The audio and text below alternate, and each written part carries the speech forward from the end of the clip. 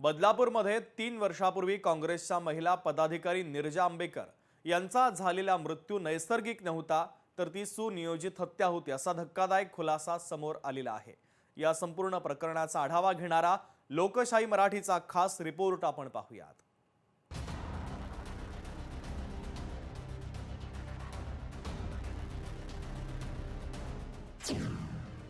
बदलापूरमधील महिला काँग्रेस नेत्याला संपवलं। सर्पदंश, ब्रेन हॅमरेज, नंतर हत्या।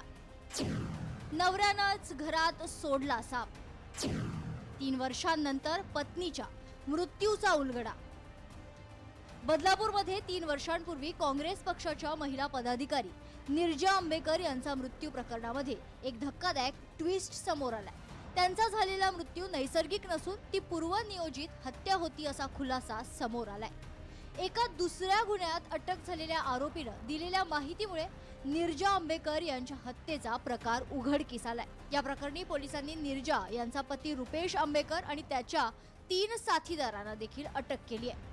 हत्येनंतर नीरजा यांच्या मृत्यूचे खोटे प्रमाणपत्र देणाऱ्या कुळगाव बदलापूर सरकारी रुग्णालयातील डॉक्टरांचीही आता चौकशी केली जाणार आहे।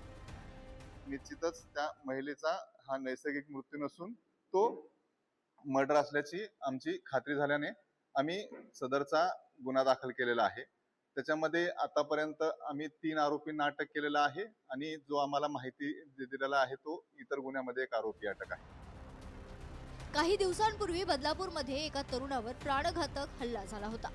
या हल्ल्यातील मुख्य आरोपी ऋषिकेश चाळके याला पोलिसांनी अटक केली होती। उपनिरीक्षक राजेश गज्जल हे या प्रकरणाचा तपास करत असताना चौकशी दरम्यान त्यांनी ऋषिकेशनं आपल्या आणखीन गुन्ह्यांची कबुली दिली आहे, ज्यामुळे पोलीस चक्रावून गेले। ऋषिकेशच्या कबुलीनुसार नीरजा यांचा पती रुपेश आंबेकर यानं 3 साथीदारांच्या मदतीनं त्यांची हत्या केली होती। या हत्येमध्ये सर्पदंशाचा वापर करण्यात आला होता।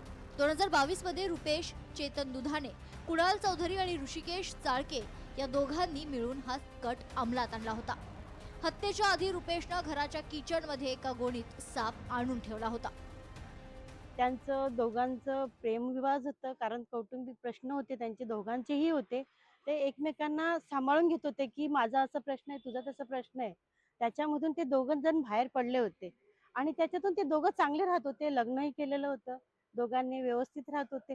परंतु मला अजूनही विश्वास पटत नाही। मी तेच विचारायला आली की आज इथं असं काय घडलं की त्याच्यामुळे त्याने असा घात केला। दरम्यान अशा प्रकारे एखाद्या विषारी सापाकडून पत्नीला दंश करून घेत तिची हत्या केल्याच्या बातमीनं संपूर्ण बदलापूर शहर हादरून गेले।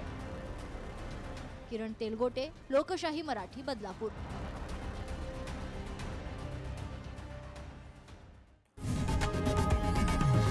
लोकशाही मराठी ऐका, पहा, जागरूक रहा।